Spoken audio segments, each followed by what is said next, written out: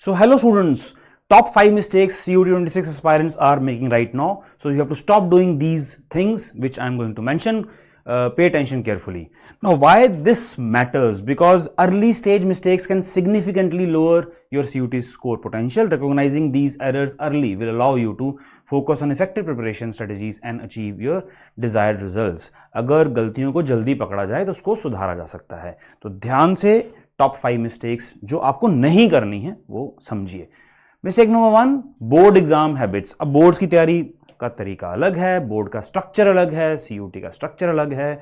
तो बोर्ड्स की तैयारी का जो तरीका है कि क्रैमिंग थोड़ा सा करना है, यस उसमें भी केस बेस्ड क्वेश्चंस आते हैं, यस देयर MCQs भी आते हैं, but CUET is completely MCQ based. 60 minutes में 50 क्वेश्चंस, प्रेशर अलग होता है.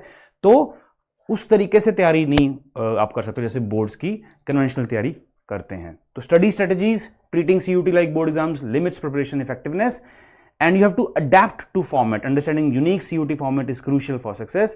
Familiarizing with CUET format increases test taking confidence. So you have to familiarize yourself with the structure of CUET. बहुत videos हमारे channel में हैं, you can always watch those. ठीक है. Mistake number 2, no weekly plan.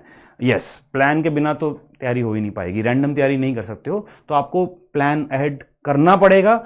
हर week at least एक दिन आपको CUET को 2-3-4 घंटे जरूर देने चाहिए. Yes, I understand board exams की भी तैयारी पीक पर है, but boards will start from February. तो अभी भी आपके पास नवंबर, दिसंबर, जनवरी आपके पास 3 महीने हैं. तो आप एटलीस्ट वीकली एक दिन तो दे ही सकते हो. So you have to plan ahead. Weekly plan ensures consistency in your studies. Stay consistent. Consistency is more effective than cramming for exams. तो definitely plan करो कौन सा दिन आपको CUET को फोकस करना है और बाकी दिन आप बोर्ड्स की तरफ फोकस कर सकते हो. Mistake number 3, ignoring general aptitude test. Yes, कि ये तैयारी तो बाद में कर ही लेंगे गैट की. एक तो गैट को वैसे इग्नोर नहीं करना है, वो सब्जेक्ट सिलेक्शन टूल के बारे में भी हमने काफ़ी कुछ डिस्कस किया है चैनल पर. दूसरा, गैट की तैयारी, because GAT is a new subject for you, right. उसमें रीजनिंग स्किल्स, क्वांटिटेटिव स्किल्स, वो सब आता है. Develop logical thinking to solve complex problems efficiently. तो इसको डिले नहीं करना है, खास करके जनरल नॉलेज पार्ट जो कि गैट के अंदर ही है. करंट अफेयर जनरल नॉलेज जो कि बहुत इंपॉर्टेंट कंपोनेंट है.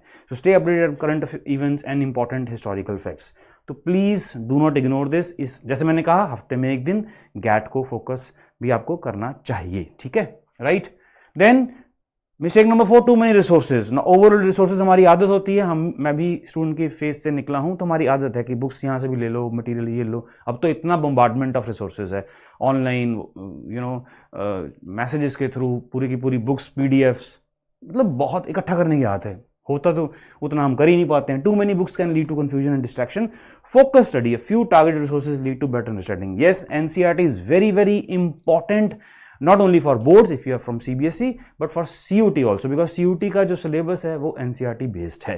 तो आपको NCERT तो की है, उसके बाद obviously test taking strategies, mocks वगैरह देना वो इंपॉर्टेंट हो जाता है. तो रिसोर्सेज को इकट्ठा करना इंपॉर्टेंट नहीं है, फोकस रिसोर्स रखो NCERT.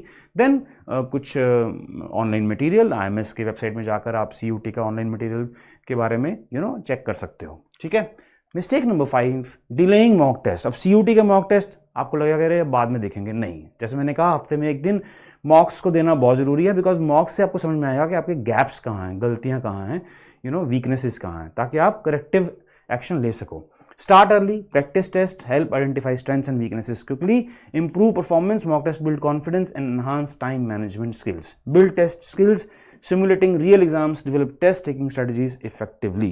yes, मॉक बहुत हेल्प करते हैं.